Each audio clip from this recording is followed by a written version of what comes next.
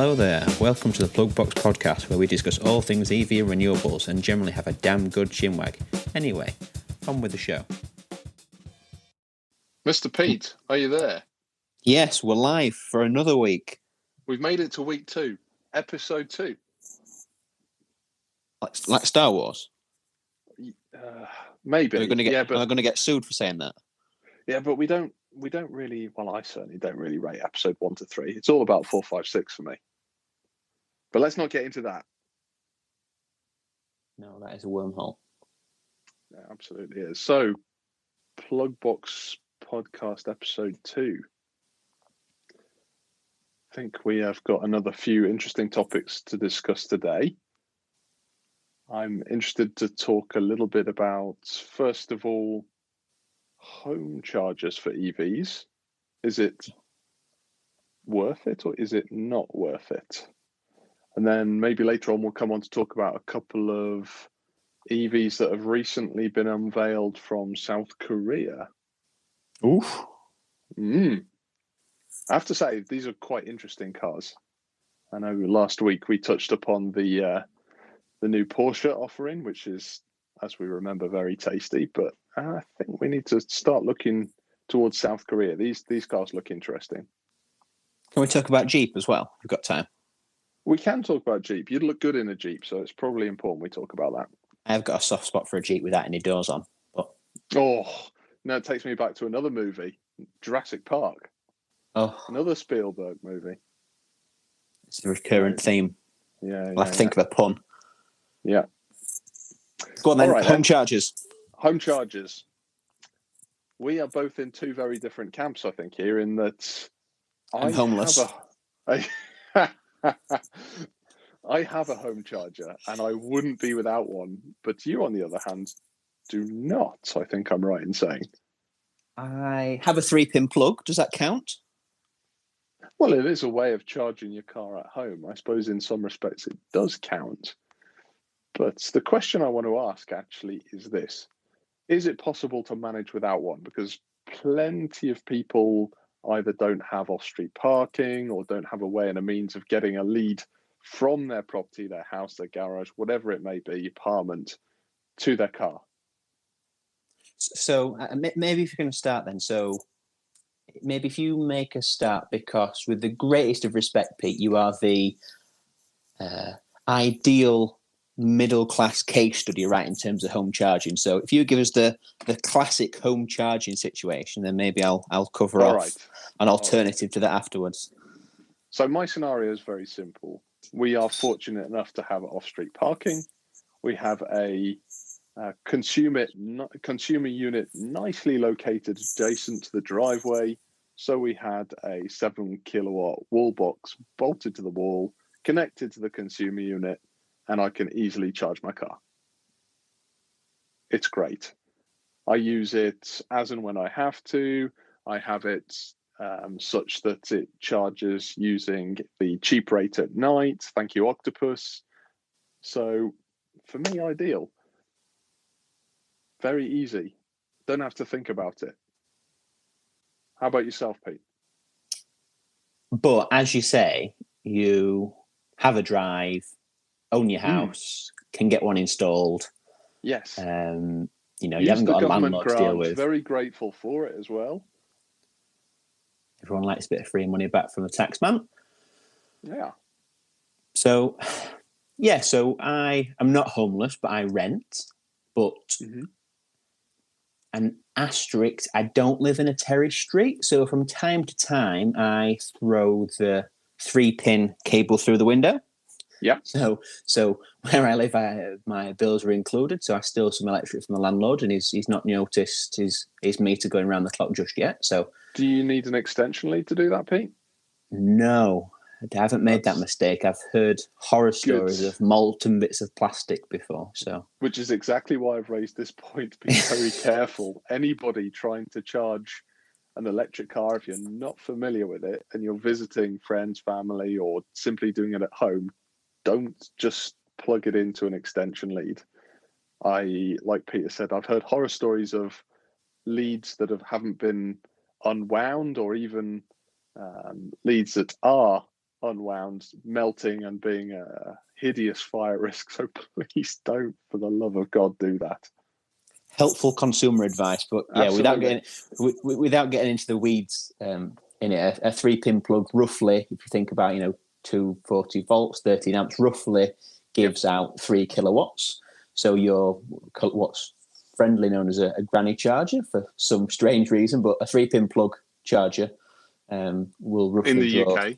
I hasten in to the add. UK. Yeah, true.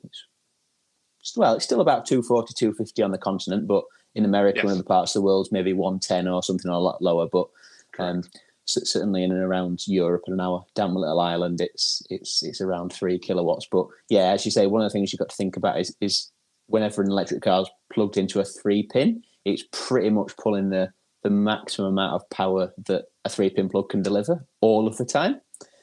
So as you say, if you put that through an extension lead that's not unwound and or correctly rated, that's another one. But yeah, lots of power and tightly wound bits of copper, it gets a bit toasty. But anyway, we digress. I think we've gone off piste a little. Yeah, so I rent, so I haven't got somewhere to plug it into at home quickly. As I say, I can throw the granny lead or the 3-pin plug through the window if I really need to. But actually, I can't say I've missed home charging. And the reason why I say that is, pre-COVID, way back when the world used to be normal, during the week, all I would do was drive to and from work. And does your work have the opportunity to charge your car? Yes, that's very true. And that's very helpful and free. But actually, it's 5-10 miles to work and 5-10 miles back. So even in a moderately shoed electric car with a decent battery, you're talking about well over a week's worth of driving. So Monday to Friday to work and back, maybe to the shops a couple of times a week or for dinner or something, as I said, way back when the world was normal. So, range is not a big problem and I don't need to fill my battery every night. And equally, I think that's actually a common misconception, is people, when they feel they need to charge their car, they have to charge it right the way up, particularly if you're a novice or new to EVs. That's just not the case. You just top up for what you need or what you think you're going to need. Yeah, and it always sounds really holier than thou when, people make comments like, oh, it needs a behaviour change or a behaviour shift. But actually, we both found this out, is once you get into an EV, you think about things differently. Like, I'm sure it's the same for you, but once I started getting below a quarter a tank of petrol or diesel, I was straight down the petrol station and I brimmed the thing. Yep. But actually then I was driving around in a car that had 400-500 miles of range that I wasn't going to be using. Yeah. Whereas with an electric car, like you said, maybe I top it up with a 3-pin plug through the window, or maybe I plug it in at work for a few hours, or where I live, fortunately, there's quite a few chargers around here that I can top up at when I'm at the shop for an hour or getting a haircut, or once in a blue moon when I go and use my gym membership once, twice a year, I can plug in there. And equally on long journeys as well, which is no different if you've got a home charger or not, then you can use a rapid charger. So, so it's a very viable option not to have a home charging facility. That's what you're saying. And maybe it's a daft comment to make, but I think it's maybe 40% in the UK of households have off-street parking, which leaves the majority without. But 99.999% of houses at the minute don't have petrol pumps. Right? You drive somewhere to fill your car with fuel, and you will continue to drive somewhere to fill your car with fuel. The fuel will just be electrons, not fossils. And people are also trying to equate a petrol or a diesel vehicle to an EV. They think to themselves, my fossil fuel equivalent car can do 400, 500, 600 miles from a tank. Therefore, my EV must do the same. And again, that's just not the case. It's just not the case, because you never do that many miles in one sitting without stopping. Yeah, absolutely.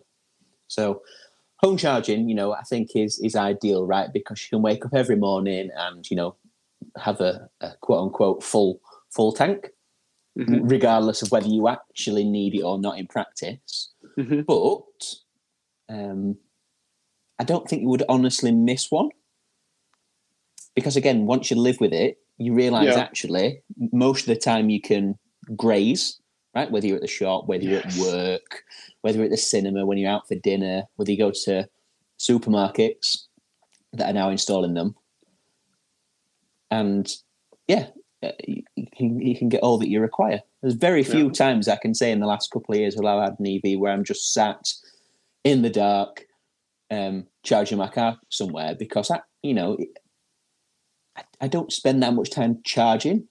I charge the car while I'm doing something else. So in that regard, it takes less time than driving to a petrol station, queuing up, putting my card in, getting a smelly hand covered in diesel, queuing up in a shop while someone else is doing, the grocery shopping whilst they're in the petrol station, and driving back home. I'm not actually spending any time charging. I'm doing something else while I'm doing it. Yeah, sure. Yeah, I think in any given week, probably if we assume pre-COVID again, we could have done without one in reality. And now that they are becoming more available, as you say, in convenience locations, you do your weekly grocery shop and have a quick top up, or at work. It's very viable. It's very viable. I don't think people need to worry. Nope, absolutely not. And there is people that say, my car can do 400, 500, 600 miles, and okay, you might drive down to Dorset in the summer, or up to Scotland, or you might want to go down to the south of France. But day-to-day use, you can manage with or without home charging. That's not going to make any difference to the aforementioned scenarios. To be honest, I've heard a relatively high number of EV adopters who've gone for a long-range battery option who've said, I don't really know why I did that. They've paid the extra money for something they don't use. I think the magic number is around 200 miles, real world 200 miles, not claims 200 miles. If you've got a car that can do that amount, it really, really is very live-withable. I mean, if you think about, the UK, as you say, 200 miles, let's say 210, because it makes the maths easy. That's 3 hours constantly at 70 miles an hour. Are we honestly saying you don't need a toilet and a coffee break after 3 hours of solid driving? Or equally, the scenario of going to the shop and back, going to work and back, picking the kids up, dropping the kids off, doing all that sort of day-to-day stuff. That's a week or two's worth of driving range. Yeah. So, but interesting topic, and honestly, I don't think people need home charging. I think just like the extended range, it's a want and it's a convenience. But just as I said, people live without petrol pumps in the hallway today. They can live without home charging, and they can charge while they're doing something else. Yes. Yeah, I agree. Of course, if people do want to go down that route, there are now so many different brands available, and maybe another episode we'll get into that in more detail. But absolutely, there's no need to stop and think about it, where you're going to put it, how you're going to afford it, because you can manage without easily. Definitely. Right, are we going to fly over to South Korea? Well, I don't think we're allowed to go anywhere physically, Pete, as you know. But yes, because there are two cars I want to talk about. Okay. Both of which have been unveiled or released in the last week or so, maybe 10 days. And the first one is the Ioniq 5. I love it. I've got to say, appearances, if that was all I was considering, I would order one tomorrow. It's Delta Integrale, Pete. Modern take on a Delta Integrale. That car was a little bit before my time, but... Oh, yeah, but you must know it. I know of which car you speak, yeah. Yeah, it's like almost a cyberpunk remake of a Delta Integrale. I I find it very digital, even down to the details on the rear lamps are like dot matrix almost. I think it looks great. I really do. And the specs are quite interesting as well. So it comes in 2 battery options, 58 kilowatt hour and a just over a 72 kilowatt hour battery. So that's range of good for up to 290 miles. So as we've just been saying, that's possibly more than most people might need for any type of ordinary usage. But the bit that gets me is 350 kilowatts charging. We only know of one other car that can do that at the moment, I believe. So this is one of the e-gimp cars, right? e-gmp. Yep. And I think we discussed in last week's episode about VW and their current platform and the new one in terms of Artemis, in terms of how they're going to build one really robust, really capable, in terms of breadth of capability platform, and just rinse and repeat. And it looks like Hyundai are doing exactly the same, like you say, right? Is 350 kilowatt charging, decent size batteries, good range, and a whole host of other stuff. V2L, V2X, V to some letter. But, you can charge appliances or you can charge your house and use that way. So I think they're really investing in a platform that, as we say, they're just going to rinse and repeat and put more and more cars, and this is just the start of that. Mm-hmm. I think what's very telling about this in terms of its popularity, all 3,000 of the limited edition versions coming out, first of all, that they've called Project 45, they've all been reserved. All of them. Almost immediately. Yeah, it's going to be a recurrent. It's going to be a recurrent theme, right? Again, we said it last week. Is other than a few, let's say, aging models, most electric cars, the manufacturers can sell as many as they can make, no problem. Yes. Yeah. I like it. I'm absolutely smitten with this, and I haven't been really so much with Hyundai cars so far. Kona, I quite like. But it wouldn't make me want to part with a lot of money, but this one would.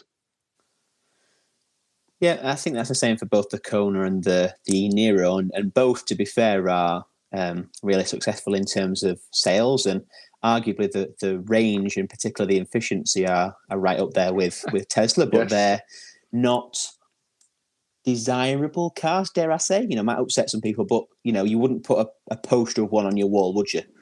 No. They're more appliances and functional, whereas this, as you say, it just looks cool, and you can't say you wouldn't want a car that looks like that on your driveway, right? But if you look where they were 15 years ago and where they are today, you've got to give them credit for that. They've moved forward in leaps and bounds faster than the best automotive companies out there. Yep. They're going places, and they're one to be watched, especially if they start producing cars that look like that. Yeah, it'd be really interesting to see. And as I said, they seem to be setting themselves up with the winning formula, right, of having that really good platform. And they're just going to stick a whole host of Kia, Hyundai, Ioniq, if we now say that's a sub-brand, vehicles on that platform. And it'd probably be really successful. Although, we'll have to see where the batteries come from, because I think there's some issue at the minute, right, with... was it with the Kona? Most expensive vehicle recall in history. Yeah, they've not had a good week. So hopefully there's some lessons learned from that one. But not the greatest week in the office, maybe. No. So the Ioniq 5, looking very briefly at the press material, the Project 45 trim version, which is high spec, costs £45,000 in the UK. But they're talking about an entry-level version at 35, which I think for the scale or the size of the batteries I mentioned before, that's competitively priced, particularly when it's desirable looking. Yeah. And it's quite interesting to see because there's some recurrent themes with a lot of cars coming now, and I think this really shows, like on the interior, right, is all manufacturers now are really accentuating the fact that, you know, you can have a really flat floor, yes. minimalist. Yeah, you can push the dash really far forward towards the windscreen because, you know, there is nothing in the engine bay. In theory, there's no engine, so you can push things forward, and you know it's more roomy, flat floor, more shoulder room, etc. Seats with full Ottoman, almost lie flat seats for driver and passenger. With the glassed roof, you can go out and romance with the stars above you. Lovely. Well, I was going to say it would be for charging, right? You know, you can kick back and you know, Netflix and chill. But actually, with 350 kilowatt charging, I think 10 to 80% is less than 20 minutes. It's ridiculous. Yes. Yeah, that's almost as quick as it would be filling a car up at a petrol station.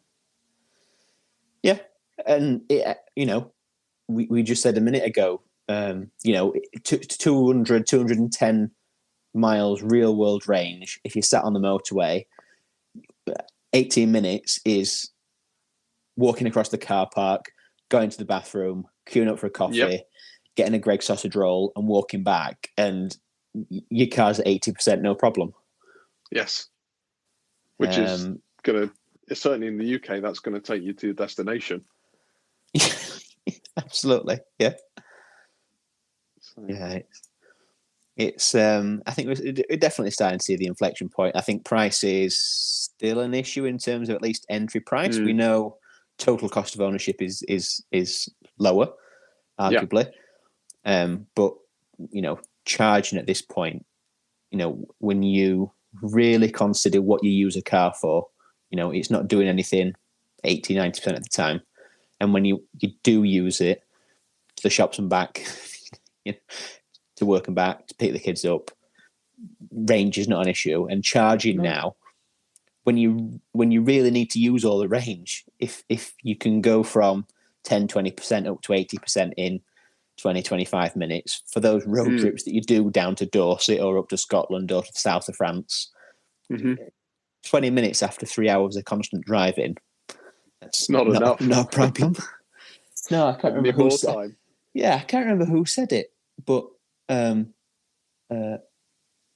you know, there's some people that vehemently say that they sit in cars for 5, 6, 7 hours a day, and don't get out, and you know their diesel car can do 600-700 miles, and they don't get out until they've emptied the tank. But if you were to do some sort of research study where you made someone sit down for 6 or 7 hours, you wouldn't be able to get it through on ethics. Like, it's torture to sit down for 6 or 7 hours. Yes. So it's crazy to say that after 2 or 3 hours constant driving, you wouldn't want to get out for at least 20 minutes. And I think 350 kilowatts is going to be the standard. Yes. I was going to say, anybody working from home at the moment will understand that Zoom fatigue is really a thing now. Because people are just sat down for 3, 4, 5 hours without moving. It's just not good for you. No. But it's a really funky looking car, and it looks cool. But I think the big news really is the platform underneath it. And just to touch on that, vehicle to L, which is load, which sounds like a dirty word to me, but maybe that's just my dirty mind. But you know, we talked last week about how manufacturers need to do different revenue streams. And one of those things actually is, how can you make a car more than a car? So if you can use it to plug into your house, for instance, as a backup, or you can use the battery itself, and I think there's a 3-pin plug or some outlet. Yep. Your car's not just a mode of transport, but actually it's an appliance or a utility that you can use. So I believe VW have committed to moving in that direction now, haven't they? Vehicle to grid. Yep. You'll be pleased to know I watched the full battery day. Did you struggle through the entire 2 hours? Yeah, it was a slog, and I didn't do it all in one go. I hasten to add, but the biggest soundbite for me was vehicle to grid. Yeah, which will be interesting. You know, it's coming.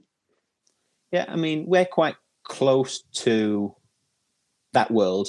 And, not just let's to keep not mention bringing up... that too much. Oh, the thingy? No. Yeah, let's not get onto that. We won't talk about the thingy. But what I was going to say, obviously, not to talk about Tesla too much, even though, they are the go-to brand. But if you think about their battery storage, if you want to put a big battery in your house, it's 14, 15 kilowatt hours? 13 and a half. Yeah. Sorry, thank you very much. I've investigated. And it'll cost you what, 10 grand? Installed in the UK, 8 to 8.5. Yeah, so, you get a car and it comes with a 50, 70 kilowatt hour battery. It'd be nice to use that. Yeah, absolutely. Yeah. So, and as you say, I think, I mentioned Tesla again, they're talking about these virtual power plants, and maybe that's what these manufacturers are actually seeing as new or additional revenue streams, is if they've got tens of thousands, if not hundreds of thousands of cars in a fleet, which quickly add up in terms of battery storage. When you start multiplying all the numbers, that is effectively a massive power plant that they can harness to sell energy back to the grid. And, when we first started looking at it, there's different schemes in the UK and around the world for vehicle to grid. It sounds a bit dodgy, right? In principle, you pay to put electricity in your car, you rock up to work, for instance, if they've got a vehicle to grid scheme, and you're like, well, how much energy are you going to take off me, and how much do I get in return, and am I going to be able to get home? But when you start talking about tens of, if not hundreds of thousands of cars, you take 1 kilowatt hour, which is what, 4 miles of range? Yeah. At some point, it'll get to the point where, en masse, we can, let's close that power station. We don't need it anymore. Yeah, because you get 1 million cars and you take 1 kilowatt from all of those, that's a megawatt hour. That's a pretty chunk of power plant. We can do it when we need it. We can take it away when we need it and, balance that grid. So it'd be interesting to see. And as we mentioned before, is I think manufacturers have to look at other revenue streams because they don't really make money from selling cars. They make money from all the ancillary stuff, and the ancillary stuff for servicing, warranty, spare parts, floor mats, fluffy dice. Floor mats, yeah. Might still sell a few fluffy dice. Since I was 18.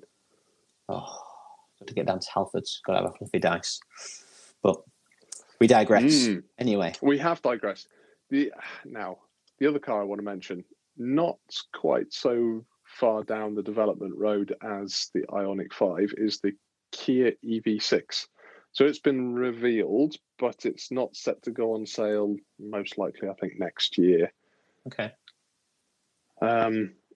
It's also a good-looking car. For me, the front is a little bit VW Scirocco, and by that I mean the modern reinterpretation. And then the rear three-quarter smacks a little bit of Aston Martin DBX, which is not an ugly car. It's not a pretty car either, but... No, you're not a fan? Well, styling is subjective, isn't it? So maybe we shouldn't comment on styling too much, but yeah, I know what you mean. And this is right. This is another e-gimp car. Yep. So yeah, taking a formula and, as we say, again, very minimalist. Yep. Simplistic interior. Again, big battery, 72.6. Where have we heard that number from? Exactly the same as the car we've just been talking about. So your e-gimp scenario is playing out there. But it's a good looking car. Certainly is for me, not for everybody. The only bit I can't get over is not a fan of the 2-spoke steering wheel. And what's going on with the new Kia logo? No comment. It's an interesting, but I always find with Kia, Hyundai, they seem to chase the Germans, right? A lot of their styling and design team, I think, in recent years have come from BMW M. I think that have done the N division, and some of the styling guys have come from Volkswagen Group and Audi specifically. So, it's very Germanic, I think, isn't it? And the steering wheel, as you say, two-spoke, it kind of feels like last gen S-Class. And new gen S-Class has not got the two-spoke wheel, so maybe that says everything we need to say about two-spoke steering wheels. But yeah, another e-gimp car, and what is it, about 300 miles? So the famed 500 kilometers of range, unsurprisingly, as you say, same battery size. But and I think that's all that people need, and I think we'll see that in future years. If I can make a prediction, is battery pack size and range. You're going on record. I think we should stick a pin. Yeah, I think we should stick a pin in this. That we'll see battery packs and range go up, and as EV adoption increases and people live with them, as you mentioned earlier, there's plenty of people that pay money for larger batteries if that's an option in a car, and then they question why they spent the extra cash when they don't use it. And I think to lower the barrier of entry, manufacturers will offer greater and greater battery sizes and greater range. But once people actually adopt it and see how EVs work in their own lives, the range and the battery packs will drop off again. Yes, you can almost equate it to a mobile phone. Can you remember back in the day? You may be a bit too young, but when the Wall Street, you used to have to wind it up on your wrist.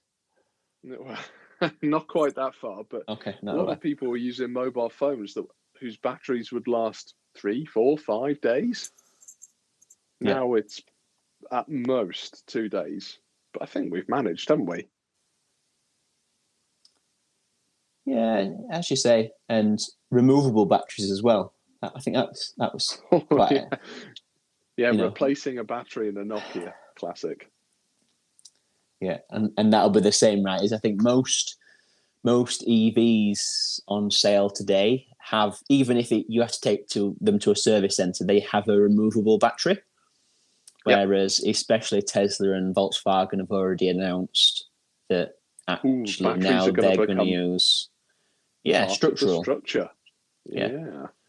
Which they're talking about as a revelation, but motorsport or sports cars, they've been using engines and crankcases and gearbox housings as part of the superstructure for decades. So it's not unsurprising that this effectively big slab of stuff shouldn't just be carted around. It should be made intrinsic to the structure of the car. So doesn't make it so easy to remove, though.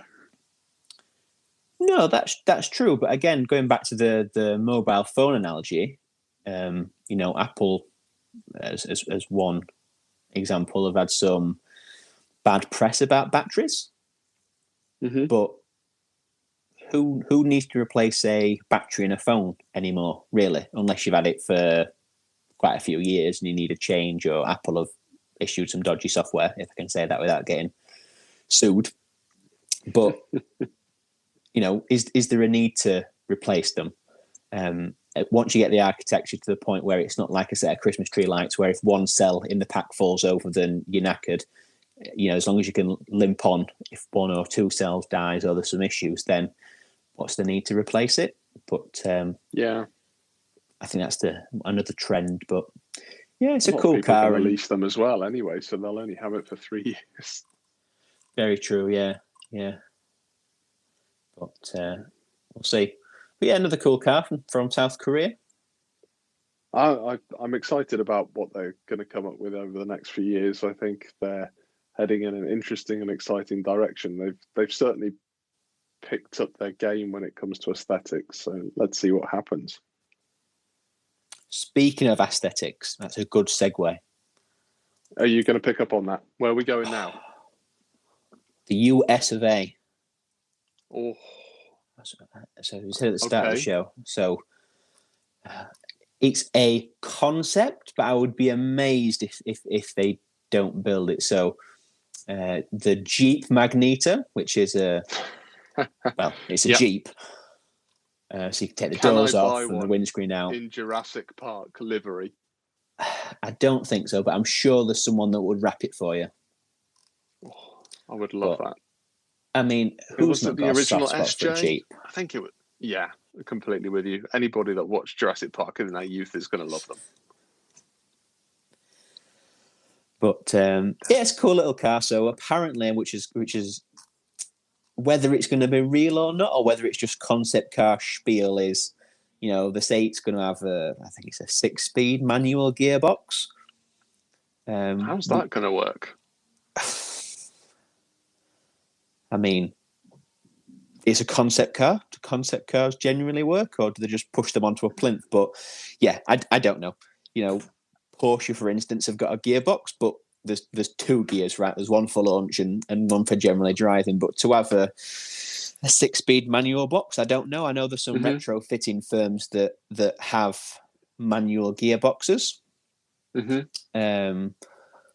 How it would work on this, I'm not sure, but maybe that's just to appeal to, I don't know, certain potential customers, or to grab headlines that they're retaining a gearbox. I'm not sure whether it's needed or whether it's just something to maintain an experience of the past, as it were. But cool car. They say it's going to have a 70 kilowatt hour battery pack, which is kind of nice to hear, that it's not another concept car that is going to be solid state, or it's going to have some massive battery pack. Yes, it's not unrealistic, right? And that apparently is going to be spread out around the car. So there's actually going to be 4 packs. Yes. Looks like under the floor, under the rear seats, under the boot or the trunk, depending on where you're listening to this. So separated packs. Yeah, looking at the material I can see online, there's a teaser photo already out called Magneto, as we've already said. Concept car itself will be revealed during the brand's Easter Jeep Safari, set to take place in Moab, Utah from the 27th, so just a couple of days away, to April the 4th. So I think next week we're going to be talking about this, Pete. Oh, let's hope so. I think there's 2 really important pieces to this. I think one, is a concept car, it is a headline grabber, because no doubt they will have seen how much press Ford have been getting, not only for the Mach-E, which is electric, but if we can talk about a fossil briefly, is the Bronco. And of course, the Bronco is a direct competitor to this. So I think Jeep or FCA or Stellantis, whatever they're called this week, are kind of jumping on that bandwagon and going, actually, small classic off-roader, can we merge that with this EV? And I think it's a toe in the water for them. Yes. As we say, it's a concept, but I'd be amazed if they don't build this in some volume. And I think it'd be a really interesting product for them. Not just in the US, but worldwide. I think there'd be a lot of people that would want an electric off-roader. But another part is, as we say, FCA or Stellantis, or FCA, I think under Sergio Marchionne, right, he was specifically very anti-EV. So I think FCA as a group are well behind the curve in electrification. I'm sure that was one of the key drivers about their merger with PSA, Peugeot Citroën, right, to form Stellantis. And we've already seen a spin-off of Ram. It's not Dodge Ram anymore, it's Ram. So trucks have gone off in one direction as its own brand. And I think quite quickly, Jeep, Chrysler, Dodge will be releasing electrified products. One, because they're part of that group now, and we know that PSA are doing good things with electrification in Europe. You know where I stand with the Peugeot offerings at the moment. I think they've done things very well over the last few years. Yeah. Good specs. I think also politics is playing into this a little bit in the US. Obviously, there's been a change of leadership in the States, going from maybe 2 ends of the political spectrum, from one end to the other. I think environment is going to be more topical in the States for certainly the next 3 years, if not more. So I think Jeep are going to have to make the step.